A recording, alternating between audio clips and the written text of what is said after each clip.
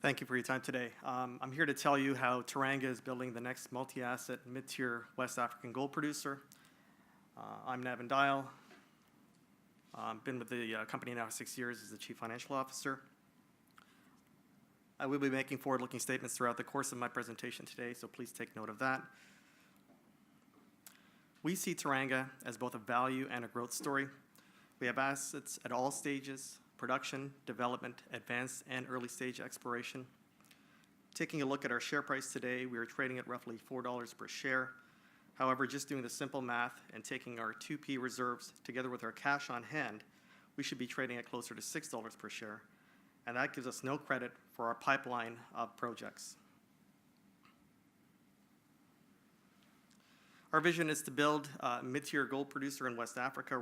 We believe we're well underway to achieving the vision. We have a producing mine in Senegal, a second mine under construction in Burkina Faso, an advanced exploration project also in Burkina Faso that is funded through to feasibility, and a prospective exploration pipeline in Côte d'Ivoire. 2017 was a very good year for us. We had a record year at our flagship Sabodala mine in terms of production and costs. We completed a feasibility study for our second mine, Wahgnion, and we have since completed the financing and begun major construction at that project. In addition, last year was a very successful year with the drill bit, particularly at Golden Hill. And last but not least, we completed a joint venture on a very attractive land package in Côte d'Ivoire. Now, our mission is to create long-term sustainable value for all of our stakeholders through responsible mining. We have a three-pronged strategy to do so. We drive shareholder value by creating trust-based relationships that help maximize the potential of our mines and projects. We manage risks to avoid community unrest and work stoppages, and we improve local livelihoods through local employment, advancement, and progression, as well as through local procurement. Our hard work to earn and maintain our social license is paying off. Not only have we been able to run our operating and development projects without incident, but we've won several international awards for our CSR activities, which further paving the way for our organic growth. Now let's turn to Sabodala. Last year, Sabodala produced a record 233,000 ounces of gold, and we're off to a solid start with 64,000 ounces produced in the first quarter. At lower cost than the year earlier period, Sabodala has been in production since 2009. And we have a track record of replacing reserves, and the mine still has a 13-year mine life ahead of it, a reserve base of 2.7 million ounces, and a large resource base from which to extend the mine life. Our optimized mine plan is expected to produce more than 1 million ounces over the next 5 years and generate $230 million in free cash flow until 2022. And that's at $1,250 per ounce gold, which is about $50 lower than it is today. Based on our current reserves, we are in the process of moving the Sabodala village, which will then provide access to complete our drill program for the largest deposit on the mine license, and that's the area bordered in yellow there, which we expect to further increase reserves and free cash flow at the mine. Turning to our next pillar of growth, our Wahgnion project. This is the next pillar of growth in our growth strategy. It will be our second producing mine, which is expected to contribute to production and increase production by 50%. First gold pour is expected before the end of next year. The initial reserve base is 1.2 million ounces. However, we are targeting the release of an updated resource report shortly, followed by an updated reserves and new mine plan during the third quarter, and we expect an increase in both reserves and also improved economics at this project. Beyond the 4 deposits included in reserves, we also have more than a dozen previously identified targets that have yet to be drilled within close proximity to the mill. Ultimately, we believe that we're going to have a 15 to 20-year mine life with this project at attractive all-in sustaining costs at Wahgnion. Now, Golden Hill. Golden Hill is our most advanced exploration project situated on the Houndé Belt in Burkina Faso. You would have seen that in the Endeavour presentation. An area well known for its high-grade gold discoveries. Results received to date from our drill program increase our confidence that Golden Hill could take us to mid-tier gold production status over the next 5 years with circa 500,000 ounces of production.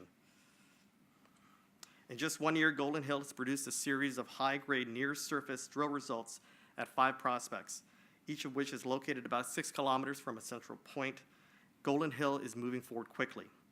We plan to release an initial resource for Golden Hill's most advanced prospects by the end of the year, and we have secured a $25 million debt facility to advance the project through to feasibility. Golden Hill is shaping up to be one of the best exploration projects in West Africa. Turning to Côte d'Ivoire, now in Côte d'Ivoire, it's a country regarded by many in the mining sector as one of the most prospective in Africa. We entered Côte d'Ivoire about 18 months ago through a joint venture that now has 5 exploration permits. The most advanced property in this portfolio is called Guitry. It's on the map here. We completed the first ever drilling program on Guitry over the central 1 kilometer extent of the current 7 kilometer strike length golden soil geochem anomaly. Results from this first pass near surface drill programs are encouraging, and it'll help us determine where to focus subsequent programs within the large target area. Now, elsewhere in Côte d'Ivoire, we've entered into a second joint venture. The joint venture comprises a very prospective land package called a FEMA, which includes a mining license and 3 exploration permits. It is located in the southeast corner of Côte d'Ivoire along trend of a number of prolific gold belts. From Ghana, it includes an historical near-surface oxide and sulfide resource of 2 million ounces. The FEMA land package was highly sought after as part of a formal process by a number of large gold companies. Our strong social license and cornerstone investor gave us the leading edge in this competitive process. Now, as a first step, we're compiling and reviewing previous technical data to assist us in guiding our exploration programs and undertaking a remodeling of historic resources to identify areas for initial drilling evaluation.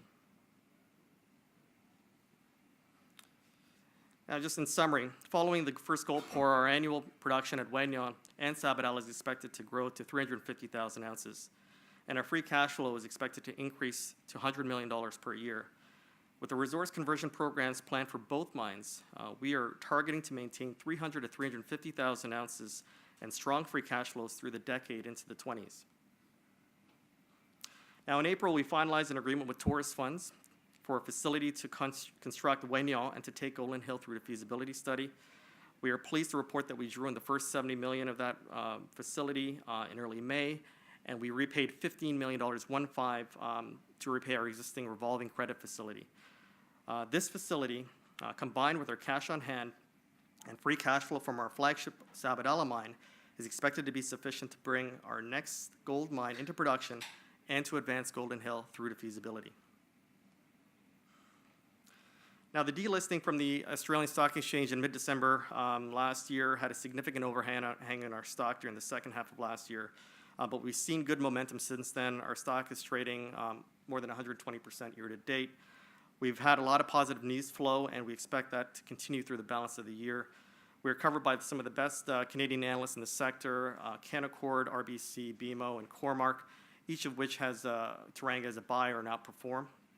We have a strong institutional following and a large cornerstone shareholder who has a 22% interest in the company.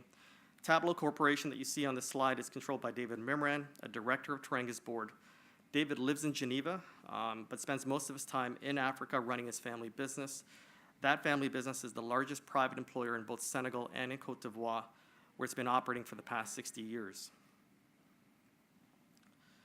In 2018, we expect a number of key catalysts to impact Teranga's share price, including strong operating results at our Sabodala mine, additional updates at Golden Hill, including a maiden resource by the end of the year, a resource update by mid-year, followed by a reserve update and new mine plan in the third quarter for Wahgnion, and positive news regarding our exploration and development programs in Côte d'Ivoire. And finally, Teranga is well positioned in one of the fastest growing gold districts in the world. As we advance our project pipeline and deliver on our upcoming milestones, we are well positioned to continue to drive our solid share price performance. The multiples that our peers trade provide an indicator to what is possible for Teranga on this slide.